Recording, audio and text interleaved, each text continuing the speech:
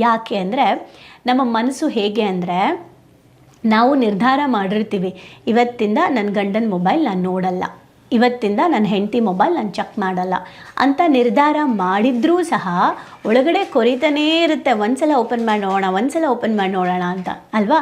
ಹಾಗೆ ಇವಳಿಗೂ ಅನ್ನಿಸ್ತು, so open ಮಾಡಿ ನೋಡೋಣ. ಯಾವ ಲೆವೆಲ್ಗೆ ಅಂದರೆ, ನನ್ನ ಹಸ್ಬೆಂಡ್ ಫೋನ್ ನನ್ನ ಹತ್ರನೇ ಇದ್ರೂ, ಅವ್ರು ನನ್ನ ಕೈಲೇ ಕೊಟ್ಟಿದ್ರೂ, ಮೆಸೇಜ್ ಪಾಪಪ್ ಆದ್ರೂ ನಾನು ನೋಡಲ್ಲ, ಕಾಲ್ ಬಂದ್ರೂ ಯಾರ್ದು ಅಂತ ಸಹ ನಾನು ನೋಡಲ್ಲ. ಅವರೇ ಯಾರು ಕಾಲ್ ಬರ್ತಿದೆ ನೋಡ್ಬಿಟ್ಟು ಹೇಳು ಅಂದರೆ ಬ್ಯುಸಿ ಇದ್ದಾಗ ನಾನು ನೋಡ್ಬಿಟ್ಟು ಇಂಥವ್ರು ಕಾಲ್ ಮಾಡ್ತಿದ್ದಾರೆ ಅಂತ ಹೇಳ್ತೀನಿ. ಕಾರಲ್ಲಿ ಡ್ರೈವ್ ಮಾಡ್ಕೊಂಡು ಹೋಗಬೇಕಾದ್ರೂ ಕೂಡ ಯಾರ್ದು ನಾನು ಸ್ಪೀಕರ್ ಹಾಕಲ್ಲ, ಅವ್ರಿಗೂ ನಾನು ಸ್ಪೀಕರ್ ಹಾಕಿ ಅಂತ ಹೇಳಲ್ಲ. ಅವ್ರ ಫೋನ್ ತೊಗೊಂಡು ಹೊರಗಡೆ ಹೋದ್ರು ಯಾರು ಯಾಕೆ ಹೋದ್ರಿ ಅಂತಲೂ ಕೇಳಲ್ಲ. ರೀಸನ್ ಏನು ಗೊತ್ತಾ? ನಾನು ಹ್ಯಾಪಿಯಾಗಿರಬೇಕು ಅಂದರೆ ನನ್ನ ಕೈಯಲ್ಲಿದೆ ಬೇಡವಾಗಿರೋದನ್ನು ಚಿಂತೆ ಮಾಡದೇ ಇರೋದು. ಅಷ್ಟು ಸ್ಟ್ರಾಂಗ್ ಆಗಿ ನಾನು ನನ್ನ ಮೇಲೆ ವರ್ಕ್ ಮಾಡಬೇಕಾಗಿದೆ.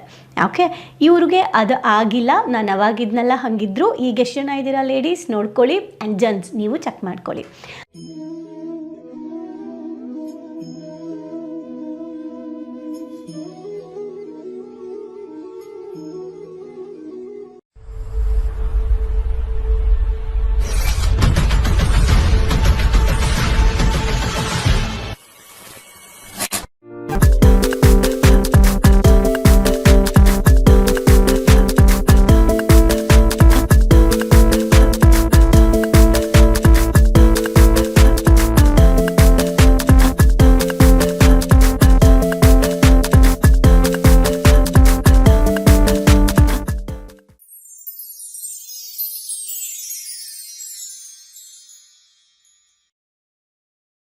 ನಮಸ್ತೆ. ನೀನಿಲ್ಲದೆ ನನಗೇನಿದೆ, ಸುಂದರ ದಾಂಪತ್ಯಕ್ಕೊಂದು ಸರಳ ಮಾರ್ಗದರ್ಶಿ. ಬರೆದಿರೋದು ಡಾಕ್ಟರ್ ವಿರೂಪಾಕ್ಷ ದೇವರಮನೆ ಸರ್ ಅವರು. ಬನ್ನಿ ನಮ್ಮ ಮುಂದಿನ ಚಾಪ್ಟರ್ನ ನೋಡೋಣ. ಸೊ ಚಾಪ್ಟರ್ ಹೆಸರು ಏನಂತ ಅಂದರೆ, ದಾಂಪತ್ಯ ನಂಬಿಕೆಗಳ ನಾಕ ನರಕ. ದಾಂಪತ್ಯ ಅನ್ನೋದು ನಂಬಿಕೆಗಳ ಮೇಲೆ ನಿಂತಿರುವಂತಹ, ಅಂದರೆ ನಂಬಿಕೆಗಳಿಂದ ನಾವು ಅದನ್ನು ಸ್ವರ್ಗಾನೋ ನರಕಾನೋ ಅಂತ ನಾವೇ ನಿರ್ಧಾರ ಮಾಡ್ಕೋಬೇಕಾಗತ್ತೆ. ನಂಬಿಕೆನೇ ಸ್ವರ್ಗ, ನಂಬಿಕೆನೇ ನರಕ. ನಂಬಿದ್ರೆ ಸ್ವರ್ಗ, ನಂಬದಿದ್ರೆ ನರಕ. ದಾಂಪತ್ಯನೇ ಹಾಗೆ ಅನ್ನೋದನ್ನು ಹೇಳ್ತಿದ್ದಾರೆ. ಇದು ನಿಜವಾಗ್ಲೂ ಈ ವಿಷಯಗಳೆಲ್ಲ ಡಾಕ್ಟರ್ ವಿರೂಪಾಕ್ಷ ದೇವರಮನೆ ಸರ್ ಇವರು ಬರೀ ಲೇಖಕರು ಮಾತ್ರ ಅಲ್ಲ, ಎಲ್ಲೋ ವಿಷಯಗಳನ್ನು ಸಂಗ್ರಹಿಸಿ ಬರೆದಿರುವಂಥದ್ದಲ್ಲ, ಸ್ವ ಅನುಭವ ಅಂತ ಹೇಳ್ಬೋದು. ಅದರ ಜೊತೆಗೆ ಇವರು ಸೈಕ್ಯಾಟ್ರಿಸ್ಟ್ ಆಗಿರೋದ್ರಿಂದ ಕ್ಲೈಂಟ್ಸ್ಗಳನ್ನು ಡೀಲ್ ಮಾಡಿರುವಂತಹ ಸುಮಾರು ವಿಚಾರಗಳಿದು. ಓಕೆ, ಸೊ ತುಂಬ ಬ್ರಾಡಾಗಿ ಥಿಂಕ್ ಮಾಡಬೇಕು. ಈಗ ನೋಡೋಣ ಯಾರ ಲೈಫಲ್ಲಿ ಏನಾಗಿದೆ, ಸೊ ಅದನ್ನು ಹೇಗೆ ಅವ್ರು ಬಿಡಿಸ್ಕೊಂಡು ಹೊರಗೆ ಬರ್ತಾರೆ, ಈ ಥರನೂ ಥಿಂಕ್ ಮಾಡಬಹುದಾ ನಾವು? ಇಷ್ಟು ಬ್ರಾಡಾಗಿ ಥಿಂಕ್ ಮಾಡೋ ಅಷ್ಟು ಎಮೋಷ್ನಲಿ ನಾವು ಸ್ಟ್ರಾಂಗ್ ಆಗಬೇಕಾಗಿದೆ, ಪ್ರಬುದ್ಧತೆ ಬೆಳೆಸ್ಕೋಬೇಕಾಗಿದೆ ಅನ್ನೋದನ್ನು ನೋಡೋಣ. ಓಕೆ, ಬಾಮ ಅಂತ ಹೇಳಿ ಒಂದು ಲೇಡಿಯ ಸ್ಟೋರಿ. ಬಾಮಾಳಿಗೆ ದಿಕ್ಕೇ ತೋಚದಂತಾಗಿತ್ತು. ಎಷ್ಟು ಹೊತ್ತಾದರೂ ಕೂಡ ಟೆರೆಸ್ ಮೇಲೆ ಕೂತ್ಕೊಂಡು ಹಾಗೆಯೇ ಕುಳಿತುಕೊಂಡಿದ್ಲು. ಅವಳಿಗೆ ಗೊತ್ತೇ ಇರಲಿಲ್ಲ ಆಗಲೇ ಕತ್ಲಾಗ್ಬಿಟ್ಟಿದೆ ಅಂತ. ಅವಳ ತಲೆ ಮೇಲೆ ಅವಳ ತಲೆ ಒಳಗಡೆ ಒಂದು ಜೇನು ಗುಯ್ ಅನ್ನೋ ಥರ ತಲೆ ಒಳಗಡೆ ಗುಯ್ ಅಂತಲೇ ಇತ್ತು. ದುಃಖ ಕಂಟ್ರೋಲ್ ಮಾಡೋಕ್ಕೆ ಆಗ್ತಾ ಇಲ್ಲ, ಪದೇ ಪದೇ ಉಮ್ಮಳಿಸಿ ಬರ್ತಾನೇ ಇತ್ತು. ಬದುಕು ಶೂನ್ಯ ಅಂತ ಅನ್ನಿಸ್ತಾ ಇತ್ತು. ಮುಂದೇನು ಮಾಡಬೇಕು ಅಂತಲೂ ಗೊತ್ತಾಗ್ತಾ ಇಲ್ಲ. ಮಧ್ಯಾಹ್ನ ಮನೆಗೆ ಬಂದಳು. ಮತ್ತೆ ಆಫೀಸ್ಗೆ ಹೋಗಲು ಮನಸ್ಸಿರಲಿಲ್ಲ. ಟೆರೆಸ್ನ ಮೆಟ್ಟಿಲ ಮೇಲೆ ಬಂದು ಕೂತ್ಕೊಂಡು ಶೂನ್ಯವನ್ನು ದೃಷ್ಟಿಸುತ್ತಾ ಕುಳಿತು ಬಿಟ್ಟಿದ್ದಳು. ಊಟ ಮಾಡಲು ಕೂಡ ಮರ್ತೋಗ್ಬಿಟ್ಟಿದ್ಳು. ಈ ಥರ ಪರಿಸ್ಥಿತಿ ನಾರ್ಮಲಿ ಸುಮಾರು ಜನ ಅನುಭವಿಸ್ತಾ ಇರ್ತಾರೆ. ಇದು ಬರೀ ಲೇಡೀಸಿಗೆ ಮಾತ್ರ ಅಲ್ಲ, ಜೆಂಟ್ಸ್ ಕೂಡ. ಓಕೆ, ಸಾಕಷ್ಟು ಜನ ಗಂಡಂದಿರು, ನನಗೆ ಕೆಲವು ಕ್ಲೈಂಟ್ಸ್ ಬರ್ತಾರೆ, ಮೇಡಮ್ ಆಫೀಸ್ ಮುಗಿಸಿ ಮನೆಗೆ ಹೋಗೋಕ್ಕೆ ನನಗೆ ಮನಸ್ಸೇ ಬರೋದಿಲ್ಲ, ಮನೆಗೆ ಹೋಗೋಕ್ಕೆ ನನಗೆ ಮನಸ್ಸೇ ಇಲ್ಲ, ಮನೆಗೆ ಹೋದರೆ ಏನೋ ಒಂದು ಕಿರಿಕಿರಿ ಮಾಡ್ತಾಳೆ ನನ್ನ ವೈಫು, ಸೊ ನನಗೆ ಮನೆಗೆ ಹೋಗೋಕ್ಕೆ ಇಂಟ್ರೆಸ್ಟ್ ಇಲ್ಲ ಅಂತ ಹೇಳಿರುವಂತಹ ಕ್ಲೈಂಟ್ನ ಕೂಡ ನಾನು ನೋಡಿದ್ದೀನಿ. ಸೊ ಯಾಕೆ ಈ ಥರ ಆಗುತ್ತೆ? ಆ್ಯಂಡ್ ಇದೇ ಥರ ಹೆಣ್ಣುಮಕ್ಕಳು ಕೂಡ ಅವರ ಒಂದು ಕತೆಗಳು, ಅವರ ಒಂದು ಲೈಫ್ ಸ್ಟೋರೀಸ್ನ ಹೇಳಿದಾಗಲೂ ಕೂಡ ಸೇಮ್ ಇದೇ ಥರ ಫೀಲಿಂಗ್ಸ್ ಇರುತ್ತೆ. ಬಟ್ ಎಷ್ಟು ಮದುವೆ ಅಂದಾಗ ಎಷ್ಟು ಮೆಚ್ಯೂರ್ಡ್ ಆಗಿರಬೇಕು ಅನ್ನೋದನ್ನು ನಾವಿಲ್ಲಿ ನೋಡ್ತಾ ಹೋಗೋಣ ಈ ಒಂದು ಚಾಪ್ಟ್ರಲ್ಲಿ. ಓಕೆ, ಇಷ್ಟೆಲ್ಲ ಕಾರಣ ಯಾಕೆ, ಅವಳು ಯಾಕೆ ಬೇಜಾರಾಗಿದ್ಲು, ಅವಳು ಯಾಕೆ ಈ ಥರ ಸಪ್ಪು ಕೂತ್ಕೊಂಡಿದ್ಲು, ಏನು ಮಾಡದೆ ಏನು ಕೂತ್ಕೊಂಡಿದ್ಲು, ಏನು ಓಡ್ತಾ ಇತ್ತು ಅವಳ ತಲೆಯಲ್ಲಿ ಅಂದಾಗ ಇದಕ್ಕೆಲ್ಲ ಕಾರಣ ಆ ಮೊಬೈಲೇ ಇದಕ್ಕೆಲ್ಲ ಕಾರಣ. ಹೆಂಗೆ ಮೊಬೈಲ್ ಅಂದರೆ, ಮಧ್ಯಾಹ್ನ ಮನೆಗೆ ಅಂತ ಹೇಳಿ ಬಂದಿದ್ಲು ಅವಳು, ಮಧ್ಯಾಹ್ನ ಊಟಕ್ಕೆ ಅಂತ ಮನೆಗೆ ಬಂದಾಗ ಅವಳ ಗಂಡ ಫೋನ್ ಮಾಡಿಬಿಟ್ಟು ಇವಳಿಗೆ ನಾನು ನನ್ನ ಮೊಬೈಲ್ನ ಮರ್ತುಬಿಟ್ಟು ಮನೆಯಲ್ಲೇ ಇಟ್ಟು ಬಂದುಬಿಟ್ಟಿದ್ದೀನಿ ಅಂತ ಹೇಳಿಬಿಟ್ಟಿದ್ರು. ಓಕೆ, ಸೊ ಇವಳು ಬಂದಳು, ಗಂಡನಿಂದ ಬಂದಾಗ ನೋಡಿದ್ಲು.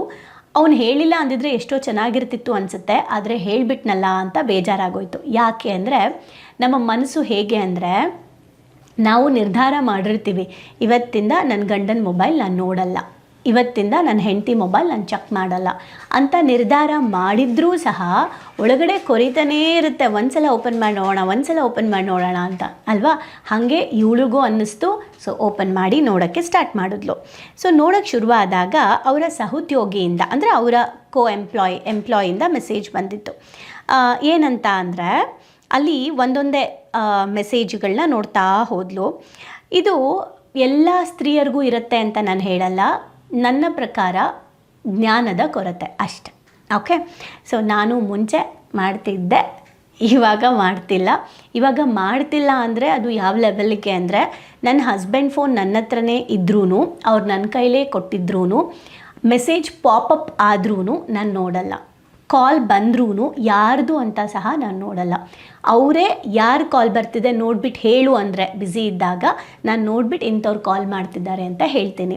ಕಾರಲ್ಲಿ ಡ್ರೈವ್ ಮಾಡ್ಕೊಂಡು ಹೋಗಬೇಕಾದ್ರೂ ಕೂಡ ಯಾರ್ದು ನಾನು ಸ್ಪೀಕರ್ ಹಾಕಲ್ಲ, ಅವ್ರಿಗೂ ನಾನು ಸ್ಪೀಕರ್ ಹಾಕಿ ಅಂತ ಹೇಳಲ್ಲ.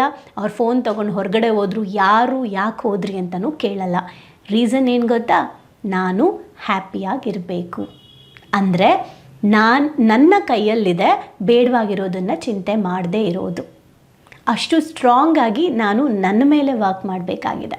ಓಕೆ, ಇವ್ರಿಗೆ ಅದು ಆಗಿಲ್ಲ. ನಾನು ಅವಾಗಿದ್ನೆಲ್ಲ ಹಾಗಿದ್ರು. ಈಗ ಎಷ್ಟು ಜನ ಇದ್ದೀರಾ ಲೇಡೀಸ್ ನೋಡ್ಕೊಳ್ಳಿ, ಆ್ಯಂಡ್ ಜೆಂಟ್ಸ್ ನೀವು ಚೆಕ್ ಮಾಡ್ಕೊಳ್ಳಿ. ಸೊ ನೋಡೋಕ್ಕೆ ಸ್ಟಾರ್ಟ್ ಮಾಡಿದ್ಲು. ಆವಾಗ ಇವಳಿಗೆ ಸ್ಟಾರ್ಟ್ ಆಯಿತು ಏನಂತ ಅಂದರೆ, ಅಲ್ಲಿ ಏನು ಹೇಳ್ತಾರೆ, ಮೊಬೈಲಲ್ಲಿ ಬಂದಿತ್ತು ಮೆಸೇಜ್ಗಳು ಬರ್ತಿತ್ತು. ನೋಡೋಕ್ಕೆ ಶುರು ಮಾಡಿದ್ಲು. ಅದೇನೆಂದರೆ, ಅವಳಿಗೆ ಆ ಒಂದು ಮೆಸೇಜ್ಗಳನ್ನು ಇಮೇಲ್ಗಳನ್ನು ಓದ್ತಾ ಆರಂಭದಲ್ಲಿ ಕೋಪ ಬಂತು, ಸಖತ್ ಕೋಪ ಬಂತು. ಅದಾದ ಮೇಲೆ ಅಸೂಯೆ ಬಂತು, ಹೊಟ್ಟೆ ಕಿಚ್ಚು ಬರೋಕ್ಕೆ ಸ್ಟಾರ್ಟ್ ಆಯಿತು. ಆನಂತರ ದುಃಖ ಬಂತು. ಇದೆಲ್ಲ ಬಂದಾದಮೇಲೆ ಜಿಗುಪ್ಸೆ ಅಂತ ಶುರುವಾಯಿತು. ಈ ಎಲ್ಲ ಭಾವನೆಗಳು ಮಿಶ್ರಿತವಾಗಿ ಕಣ್ಣೀರಾಗಿ ಹರಿಯತೊಡಗಿದವು. ಒಳಗೆ ಗಡಿಯಾರ 6 ಗಂಟೆ ಆಯಿತು ಅಂತ ಜೋರಾಗಿ ಶಬ್ದ ಮಾಡಿ ಹೇಳಿತು. ಆಗ ಅವಳಿಗೆ ಎಚ್ಚರ ಆಯಿತು. ಎದ್ದು ಒಳಗೆ ಬಂದು ಮುಖ ತೊಳೆದುಕೊಂಡರೂ ಕೂಡ ಕಣ್ಣೀರನ್ನು ಕಂಟ್ರೋಲ್ ಮಾಡೋಕ್ಕೆ ಆಗ್ತಿರಲಿಲ್ಲ. ಮುಖ ಒರೆಸ್ಕೊಂಡು ಟೇಬಲ್ ಮೇಲಿದ್ದ ತನ್ನ ಮೊಬೈಲ್ ಕಡೆ ನೋಡಿದ್ಲು. ಆಫೀಸಿಂದ ತುಂಬ ಕಾಲ್ಸ್ ಬರ್ತಾಯಿತ್ತು, ಮಿಸ್ ಕಾಲ್ಗಳಿತ್ತು. ಅವರ ಅಕ್ಕ ಕೂಡ ಸುಮಾರು 10 ಬಾರಿ ಕಾಲ್ ಮಾಡಿದ್ರು. ಆದರೂ ಸಹ ಮೆಸೇಜ್ಗಳು ಬಂದಿದ್ದರೂ ಸಹ ಯಾವುದನ್ನೂ ನೋಡದೆ ಅವಳ ಲೋಕದಲ್ಲೇ ಅವಳು ಮುಳುಗೋಗಿದ್ಲು. ಫೋನ್ ರಿಂಗ್ ಆದರೂ ಕೂಡ ಅವಳಿಗೆ ಕೇಳಿಸಿರಲಿಲ್ಲ, ಎತ್ತಬೇಕು ಅಂತ ಅನಿಸಿರಲಿಲ್ಲ. ಅವಳಿಗೆ ಯಾರ ಬಳಿ ಕೂಡ ಮಾತಾಡೋಕ್ಕೆ ಮನಸ್ಸಿರಲಿಲ್ಲ. ಮುಖ ತೊಳೆದು ಬರೋಕ್ಕೆ ಅಂತ ವಾಶ್ ಬೇಸಿನ್ ಕಡೆ ಹೋದ್ಲು. ಮುಖ ತೊಳ್ಕೊಂಡು ಬರುವಾಗಲೇ ಮತ್ತೆ ಫೋನ್ ರಿಂಗ್ ಆಯಿತು. ಯಾರ್ದು ಅಂದರೆ ಅಕ್ಕಾದು. ಯಾಕೋ ಫೋನ್ ಯಾವತ್ತೂ ಹಿಂಗೆ ಮಾಡದೇ ಇದ್ದವಳು ನನ್ನ ತಂಗಿ ಇವತ್ತು ರಿಸೀವ್ ಮಾಡ್ತಿಲ್ವಲ್ಲ ಅಂತ ಅಕ್ಕಾಗೆ ಭಯ ಆಗಿ ಕಾಲ್ ಮೇಲೆ ಕಾಲ್ ಮಾಡ್ತಾನೆ ಇದ್ದರು. ಕೊನೆಗೆ ಇವಳಿಗೆ ಏನು ಮಾಡಬೇಕು ಗೊತ್ತಾಗಿಲ್ಲ. ಅಕ್ಕ ಬೇರೆ ಫೋನ್ ಮಾಡ್ತಾ ಇದ್ದಾರೆ ಅಂತ ಅಂದ್ಕೊಂಡು ರಿಸೀವ್ ಮಾಡಿದ್ಲು.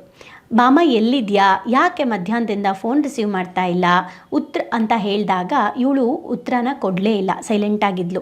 ಆಗ ಮತ್ತೆ ಅಕ್ಕ ಕಂಟಿನ್ಯೂ ಮಾಡಿದ್ಲು. ಹುಷಾರಾಗಿದ್ಯಾ ತಾನೇ, ಸಂಜೆ ಮನೆಗೆ ಬರ್ತಾ ಇದ್ದೀನಿ ಅಂತ ಹೇಳೋಣ ಅಂತ ಮಾಡಿದೆ ನಾನು ಅಂತ ಹೇಳಿದ್ರು. ನೀನೇನಾದರೂ ಬ್ಯುಸಿ ಇದ್ದರೆ ಪರವಾಗಿಲ್ಲ, ನಾನು ಬರಲ್ಲ, ಫೋನಲ್ಲೇ ಮಾತಾಡ್ತೀನಿ, ಇಲ್ಲ ಅಂದರೆ ನಾನು ಬರೋಣ ಅಂದ್ಕೊಂಡಿದ್ದೀನಿ ಅಂತ ಹೇಳಿದಾಗ ಭಾಮಗೆ ಕಂಟ್ರೋಲ್ ಮಾಡೋಕ್ಕಾಗಿಲ್ಲ. ದುಃಖ ಬರೋಕ್ಕೆ ಸ್ಟಾರ್ಟ್ ಆಯಿತು.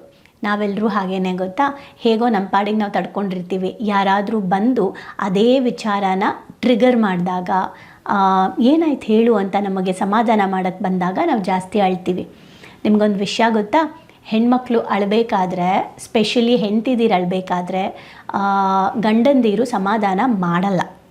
ಓಕೆ, ಯಾಕೆ ಮಾಡಲ್ಲ ಅಂದರೆ ನಾವು ಹೆಣ್ಮಕ್ಳು ಗಂಡಂದಿರು ನಮಗೆ ಸಮಾಧಾನ ಮಾಡೋಕ್ಕೆ ಬಂದಾಗಲೇ ನಾವು ಜಾಸ್ತಿ ಅಳ್ತೀವಿ, ಜಾಸ್ತಿ ಕಿರ್ಚಾಡ್ತೀವಿ, ಜಾಸ್ತಿ ಕೂಗಾಡ್ತೀವಿ.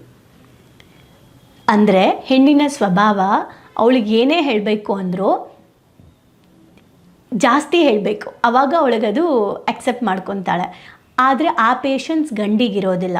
ತಾಳ್ಮೆಗೆ ಹೆಸರಿಗೆ ತಾಳ್ಮೆ ಅಂದರೆ ಗಂಡು ಅನ್ನಲ್ಲ, ತಾಳ್ಮೆ ಅಂದರೆ ಹೆಣ್ಣು ಅಂತಾರೆ, ಕರೆಕ್ಟಾ? ಸೊ ತಾಳ್ಮೆ ಕಳ್ಕೊಳ್ಳೋದ್ರಲ್ಲೂ ನಾವು ಬೇಗ, ತಾಳ್ಮೆಯಲ್ಲೂ ನಾವು ಬೇಗ. ಓಕೆ, ನಾನು ಹೇಳ್ತಿರೋದು ಇದು ವುಮನ್ ಆ್ಯಂಡ್ ಮೆನ್ ಬಗ್ಗೆ ಇರುವಂತಹ ಸೈಕಾಲಜಿ. ಸೊ ನಮಗೆ ಸಮಾಧಾನ ಮಾಡೋಕ್ಕೆ ಬಂದಾಗ ನಾವು ಜಾಸ್ತಿ ಅಳ್ತೀವಿ. ಹಾಗೆ ಇವಳಿಗೂ ಕೂಡ ಸಮಾಧಾನ ಮಾಡೋಕ್ಕೆ ಅವ್ರ ಅಕ್ಕ ಕೇಳಿದ ತಕ್ಷಣ ದುಃಖ ಜಾಸ್ತಿ ಬರೋಕ್ಕೆ ಸ್ಟಾರ್ಟ್ ಆಯಿತು. ಬಾಯಿಂದ ಮಾತು ಬರ್ತಾ ಇರಲಿಲ್ಲ. ದುಃಖವನ್ನು ನುಂಗ್ಕೊಂಡು ಮಾತಾಡೋಕ್ಕೆ ಪ್ರಯತ್ನ ಮಾಡಿದ್ಲು.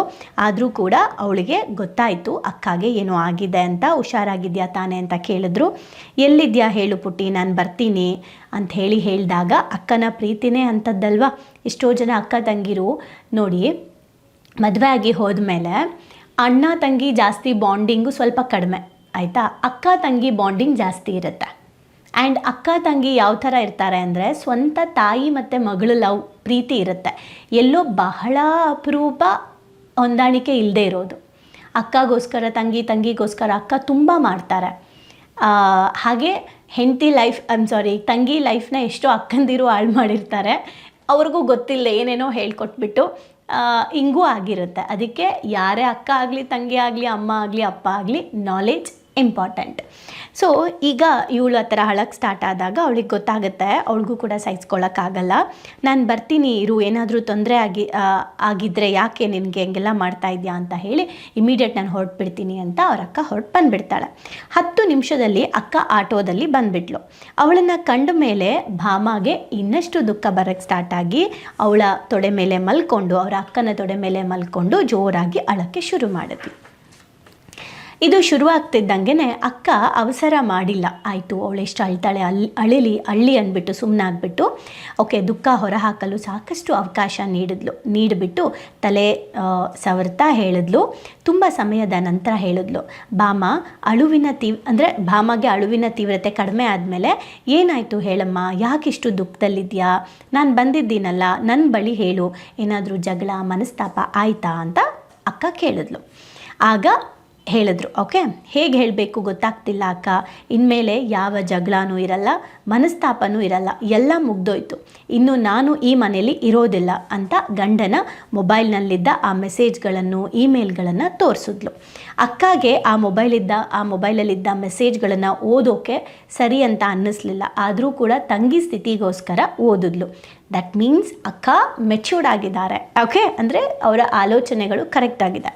ಸೊ ಏನಿತ್ತು ಅಂಥೇಳಿ ನೋಡಿದಾಗ ತುಂಬಾ ಮೆಸೇಜ್ ನೋಡಿದಾಗ ಒಂದೊಂದು ಮೆಸೇಜ್ ಬಂದಿತ್ತು. ಏನಂದರೆ, ಏನಿವತ್ತು ತುಂಬ ಮಿಂಚ್ತಾ ಇದ್ದೀರಾ, ನಾನಂತೂ ಕಣ್ ತುಂಬ ತುಂಬಿಕೊಂಡು ಬಿಟ್ಟಿದ್ದೀನಿ ಅಂತ ಒಂದು ಹುಡುಗಿಯಿಂದ ಮೆಸೇಜ್ ಬಂದಿತ್ತು. ನಿಮಗೆ ಆ ಯಶಸ್ಸು ಸಿಕ್ಕಿಯೇ ಸಿಗುತ್ತೆ ಅಂತ ನನಗೆ ನಂಬಿಕೆ ಇದೆ, ನನ್ನ ಹೀರೋ ಅಲ್ವಾ ನೀವು ಅಂತ ಒಂದು ಮೆಸೇಜ್ ಬಂದಿತ್ತು.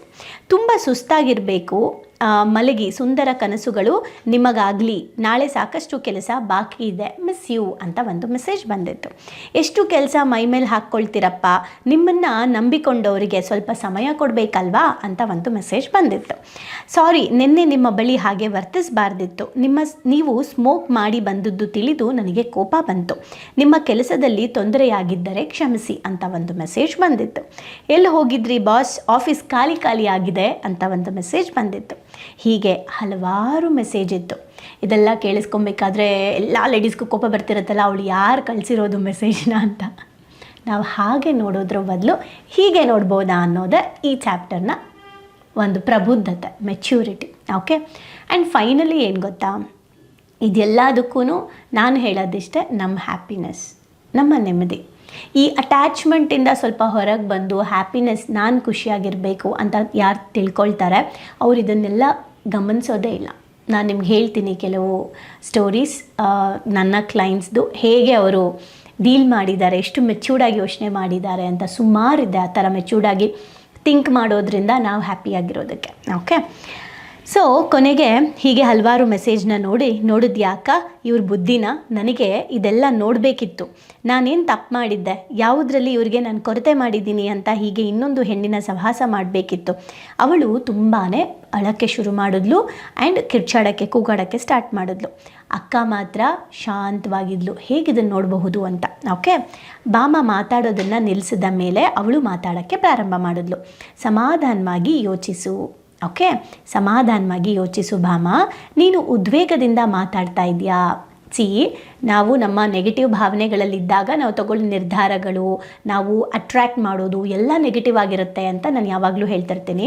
ಇಲ್ಲೂ ಹಾಗೇ ಆ ನೆಗೆಟಿವ್ ಎಮೋಷನ್ಸಿಂದ ಇವಳು ಏನೇನು ಮಾತಾಡಿದ್ಲು, ಏನು ಮುಂದೆ ಜಗಳನೂ ಇಲ್ಲ, ಏನೂ ಇಲ್ಲ, ಮನಸ್ತಾಪನೂ ಇಲ್ಲ, ಏನೂ ಇಲ್ಲ, ಮುಗಿದೋಯ್ತು ನಂದು ಅವ್ರದ್ದು ಅಂತ ಏನೇನೋ ಡಿವೋರ್ಸ್ ಕೊಟ್ಬಿಡಿ ಹಾಗೆ ಅಲ್ವಾ ನಾವು ಮಾತಾಡೋದು.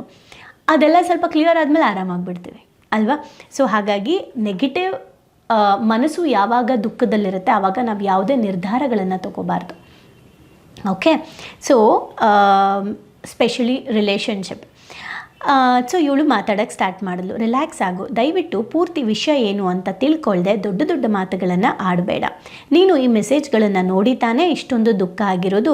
ಈಗ ನನ್ನ ಮಾತು ಕೇಳು, ಈ ಮೆಸೇಜ್ಗಳಲ್ಲಿ ನೀನು ಈ ಪರಿ ಕುಗ್ಗಿ ಹೋಗುವಂಥದ್ದು ಏನೂ ನಡೆದಿಲ್ಲ ಅಂತ ನನಗನ್ನಿಸ್ತಾ ಇದೆ ಅಂತ ಹೇಳಿದ್ರು. ಓಕೆ, ಇವರ ಬುದ್ಧಿ ಏನು ಕೊರತೆ, ಬೇರೆ ಹೆಣ್ಣಿನ ಸಹವಾಸ, ಯಾಕೆ ಸುಮ್ಮನೆ ಏನೇನೋ ಕಲ್ಪಿಸ್ಕೊಳ್ತಾ ಇದೆಯಾ, ಇವ್ರ ಬುದ್ಧಿ ಸರಿ ಇಲ್ಲ, ಬೇರೆ ಹೆಣ್ಣಿನ ಸಹವಾಸ ಅಂತೆಲ್ಲ ನೀನು ಯಾಕೆ ಕಲ್ಪಿಸ್ಕೊಳ್ತಾ ಇದೆಯಾ, ಆ ಥರ ಕಲ್ಪಿಸ್ಕೊಳ್ಳುವಂಥದ್ದು ಏನೂ ಇಲ್ಲ ಅಲ್ವಾ ಅಂತ ಕೇಳಿದ್ರು. ಆಗ ತಂಗಿ ಹೇಳಿದ್ಲು, ನಾನೇನು ಕಲ್ಪಿಸ್ಕೊಳ್ತಾ ಇಲ್ಲ ಅಕ್ಕ, ನೀನೇ ನೋಡಿದ್ಯಾ ಅಲ್ವಾ ಅಂತ ಹೇಳಿಬಿಟ್ಟು ಅವಳು ಕಣ್ಣೀರು ಹಾಕೋಕ್ಕೆ ಶುರು ಮಾಡಿದ್ಲು. ಓಕೆ, ಈಗ ಈ ಮೆಸೇಜ್ಗಳು ಹೇಗಿದ್ದಾವೋ ಹಾಗೇ ಓದು. ಇದು ತುಂಬ ಇಂಪಾರ್ಟೆಂಟ್. ಅದಕ್ಕೆ ನಾವು ಹೇಳೋದು, ಲೈಫಲ್ಲಿ ನಮ್ದು ಏನೇ ಪ್ರಾಬ್ಲಮ್ ಬರಲಿ, ಎಂಥದ್ದೇ ಪ್ರಾಬ್ಲಮ್ ಬರಲಿ, ಅದು ಹೇಗಿದೆ ಹಾಗೆ ನೋಡಿದ್ರೆ ನಮಗೆ ಪೇನ್ ಆಗಲ್ಲ. ಅದಕ್ಕೆ ನಾವು ನಮ್ಮ ಎಮೋಷನ್ಸ್ ಆ್ಯಡ್ ಮಾಡಿ, ಹಳೇದನ್ನು ಆ್ಯಡ್ ಮಾಡಿಕೊಂಡು, ಭವಿಷ್ಯನ ಎದುರುಕೊಂಡು, ಆಮೇಲೆ ಯಾರೋ ಹೇಳಿರೋದು, ಕೇಳಿರೋದು, ಮರ್ಯಾದೆ, ನೆಕ್ಸ್ಟ್ ಏನು, ಇದೆಲ್ಲ ಯೋಚನೆ ಮಾಡಿದಾಗಲೇ ನಾವು ಕುಗ್ಗು ಹೋಗೋದು. ಆ ಥರ ಕುಗ್ಗು ಅಂಥದ್ದೇನಿಲ್ಲ. ವಿಷಯ ಹಾಗೇ ನೋಡಿದಾಗ ಯಾವುದೂ ನಮಗೆ ಕಷ್ಟ ಅನಿಸಲ್ಲ, ಹಾಗೇ ನೋಡಿದಾಗ. ಓಕೆ, ನಾನು ಕೆಲವೊಂದನ್ನು ಶೇರ್ ಮಾಡ್ಬೋದು, ಬಟ್ ವಿಡಿಯೋದಲ್ಲಿ ನಾನು ಶೇರ್ ಮಾಡೋಕ್ಕಾಗಲ್ಲ, ಕ್ಲಾಸ್ಗಳಲ್ಲಿ ಶೇರ್ ಮಾಡ್ತೀನಿ. ಓಕೆ, ನಮ್ಮ ಕ್ಲಾಸ್ಗಳಲ್ಲಿ, ಬಿಕಾಸ್ ಕೆಲವೊಂದನ್ನು ನಾನು ಎಕ್ಸ್ಪೀರಿಯನ್ಸ್ ಮಾಡಿದ್ದೀನಿ. ಸೊ ಅದೆಲ್ಲ ಮಾಡಿದಾಗ ಹೇಗೆ ಅದೆಲ್ಲ ಡೀಲ್ ಆಗುತ್ತೆ ಅನ್ನೋದನ್ನು ಹೇಳ್ತೀನಿ. ಸೊ ಇದು ತುಂಬ ಇಂಪಾರ್ಟೆಂಟ್, ಮೆಚೂರ್ಡಾಗಿ ಯೋಚನೆ ಮಾಡುವಂಥದ್ದು. ಓಕೆ, ಎಷ್ಟು ಜನ ಕ್ಲೈಂಟ್ಸ್ಗಳದ್ದು ಹೆಸರೇ ಹೇಳಲ್ಲ, ಬಟ್ ಸ್ಟಿಲ್ ನಾನು ಹೇಳ್ತೀನಿ ಕೆಲವೊಂದು ನಾವು ಹೆಂಗೆ ನೋಡಬೇಕಾಗತ್ತೆ ಅಂತ. ಸೊ ಇರೋದನ್ನು ಇದ್ದ ಹಾಗೆ ನೋಡು ಅನ್ನೋ ಹಾಗೆ, ಇರೋದನ್ನು ಇದ್ದ ಹಾಗೆ ಓದು. ಅದಕ್ಕೆ ನಿನ್ನದೇ ಅರ್ಥನ ಕಲ್ಪಿಸ್ಕೋಬೇಡ, ನೀನು ಇಮ್ಯಾಜಿನ್ ಮಾಡ್ಕೋಬೇಡ, ನೀನೇನೋ ಊಹೆ ಮಾಡ್ಕೋಬೇಡ, ಅಲ್ಲೇನಿದೆ ಅದು ಮೆಸೇಜ್ ಅಂತ ಮಾತ್ರ ನೋಡು ಅಂತ ಹೇಳಿದ್ರು. ಅದಾದ ಮೇಲೆ ಅವುಗಳಲ್ಲಿ ನಿನ್ನ ಗಂಡನ ಡ್ರೆಸ್ಸಿಂಗ್ ಬಗ್ಗೆ ಮೆಚ್ಚುಗೆ ಇದೆ, ಚೆನ್ನಾಗಿ ಕಾಣಿಸ್ತಾ ಇದ್ದಾರೆ, ಅಂದರೆ ನಿನ್ನ ಗಂಡ ಚೆನ್ನಾಗಿ ಡ್ರೆಸ್ ಮಾಡ್ಕೊಳ್ತಾರೆ ಅಂತ ಮೆಚ್ಚುಗೆ ಕೊಟ್ಟಿದ್ದಾರೆ. ಅವರ ಕಾರ್ಯವೈಖರಿ ಬಗ್ಗೆ ಹೆಮ್ಮೆ ಪಟ್ಟಿದ್ದಾರೆ. ಆಯಿತಾ, ಕಾಳಜಿ ಇದೆ, ಪ್ರೀತಿ ಇದೆ, ಸ್ನೇಹ ಇದೆ, ಹೆಚ್ಚು ಕೆಲಸ ಮಾಡಿ ಸುಸ್ತಾಗಬೇಡಿ, ಎಲ್ಲರಿಗೂ ಟೈಮ್ ಕೊಡಿ ನಿಮಗೆ ಬೇಕಾದವ್ರಿಗೆ ಅಂತ ಬುದ್ಧಿ ಮಾತಿದೆ. ಸೊ ಕೆಲಸ ಅಂತ ಬ್ಯುಸಿ ಆಗಬೇಡಿ ಅಂತ ಹೇಳಿದ್ದಾರೆ. ಆದರೆ ಅದರಲ್ಲಿ ಏನಿದೆ ತಪ್ಪು ಅಂತ ಒಂದು ಸಲ ಯೋಚನೆ ಮಾಡು. ಧೂಮಪಾನ ಮಾಡಿ ಆರೋಗ್ಯ ಹಾಳು ಮಾಡ್ಕೊಬೇಡಿ ಅಂತ ಅವ್ರಿಗೆ ಹರ್ಟ್ ಆಗಿದೆ ಒಂದು ಫ್ರೆಂಡ್ಗೆ. ಸೊ ಹೇಳಿದ್ದಾರೆ ನೀವು ಹಂಗೆ ಬರಬೇಡಿ ಅಂತ. ನೀವು ಒಂದು ದಿನ ಆಫೀಸ್ಗೆ ಬರೆದಿದ್ರೆ ಆಫೀಸ್ ಖಾಲಿ ಅಂತ ಹೇಳ್ತಿದ್ದಾರೆ ಅಂದರೆ ಇವರು ಅವ್ರಿಗೆ ಕ್ಲೋಸ್ ಆಗಿರ್ತಾರೆ, ಆ ಒಂದು ಬಾಂಡಿಂಗ್ ಇರುತ್ತೆ. ಸೊ ಯಾರೇ ಆಗಲಿ, ಒಬ್ಬ ವ್ಯಕ್ತಿ ಆಫೀಸಲ್ಲಿ ಬಂದಿಲ್ಲ ಅಂದರೆ ಆಫೀಸೇ ಖಾಲಿ ಅನ್ನಲ್ಲ, ಬಟ್ ನಿನ್ನ ಗಂಡನ್ನು ಅವರು ಅಷ್ಟು ರೆಸ್ಪೆಕ್ಟ್ ಮಾಡ್ತಿದ್ದಾರೆ, ಪ್ರೀತಿ ಮಾಡ್ತಾ ಇದ್ದಾರೆ. ಸೊ ದಟ್ ಅವ್ರು ಬಂದಿಲ್ಲ ಅಂತ ಹೇಳ್ತಿದ್ದಾರೆ, ಖಾಲಿ ಅನ್ನಿಸ್ತಿದೆ ಅಂತ ಹೇಳ್ತಿದ್ದಾರೆ, ಅಷ್ಟೇ, ಈ ಥರ ನೋಡ್ಬೋದಲ್ವಾ ಅಂತ ಹೇಳ್ತಾಳೆ. ಈ ಅಷ್ಟೇ ಅಂತ ಕೇಳಿದ ತಕ್ಷಣ ಯಾರಿಗೆ ಆಗಲಿ ಕೋಪ ಬರುತ್ತೆ ಅಲ್ವಾ. ಬಟ್ ನಾವು ಅಷ್ಟೇ ಅಂದ್ಕೊಂಡಾಗ್ಲೇ ಸೊಲ್ಯೂಷನ್ ಸಿಗೋದು. ಅರ್ಥ ಆಗ್ತಾ ಇದೆಯಾ? ಸೊ ಈ ಮೆಸೇಜ್ಗಳನ್ನ ಹೀಗೂ ನೋಡ್ಬೋದಲ್ವಾ ಅನ್ನೋದನ್ನು ಇವಳು ಹೇಳಿದ್ಲು. ಯಾರು? ಅಕ್ಕ ಬಾಮಾಗೆ ಹೇಳಿದ್ಲು.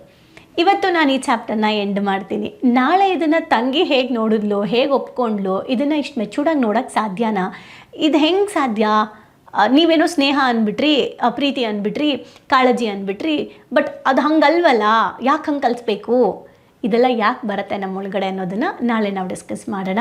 ಸೊ ಈಗ ನೀವು ಫಸ್ಟ್ ಮಾಡಬೇಕಾಗಿರೋ ಕೆಲಸ, ನಿಮ್ಮ ಗಂಡನ ಮೊಬೈಲ್ನ ಚೆಕ್ ಮಾಡೋದನ್ನು ಸ್ಟಾಪ್ ಮಾಡಿ, ನಿಮ್ಮ ಹೆಂಡತಿ ಮೊಬೈಲ್ನ ಚೆಕ್ ಮಾಡೋದನ್ನು ಸ್ಟಾಪ್ ಮಾಡಿ. ಯಾಕೆ ಅಂದರೆ ಅವ್ರಿಗೆ ಯಾರೋ ಕ್ಲೋಸ್ ಫ್ರೆಂಡ್ಸ್ ಇದ್ದಾರಾ, ಅಥವಾ ಅವ್ರಿಗೆ ಯಾರೋ ಹತ್ರದವ್ರು ಇದ್ದಾರಾ, ಯಾರಿಗೂ ಹೇಳ್ಕೊಳಕ್ಕಾಗದೇ ಇರೋದನ್ನು ಅವ್ರು ಹೇಳ್ಕೊಳ್ತಾ ಇದ್ದಾರಾ, ಆ ಫ್ರೀಡಮ್ ಕೊಡಿ. ನೀವು ಅದನ್ನು ಗೌರವಿಸಿ, ರೆಸ್ಪೆಕ್ಟ್ ಮಾಡಿ, ಆ ಮೆಚ್ಯೂರಿಟಿ ನೀವು ತೋರಿಸಿದಾಗ ನಿಮ್ಮ ಮೇಲೆ ಅವ್ರಿಗೆ ನಿಮಗಿಂತ ಹೆಚ್ಚಿನ ರೆಸ್ಪೆಕ್ಟ್ ಕ್ರಿಯೇಟ್ ಆಗುತ್ತೆ. ಓಕೆ, ಸೊ ಇದು ಮೆಚ್ಯೂರ್ಡಾಗಿ ನಾವು ನೋಡೋಣ. ಸೊ ಇವತ್ತೇನು ಅರ್ಥ ಆಯಿತು ಅಂತ ಕಮೆಂಟ್ ಮಾಡಿ. ನಾಳೆ ಕಂಟಿನ್ಯೂ ಮಾಡೋಣ ಇವ್ರು ಹೇಗೆ ನೋಡಿದ್ರು ಅಂತ. Thank you.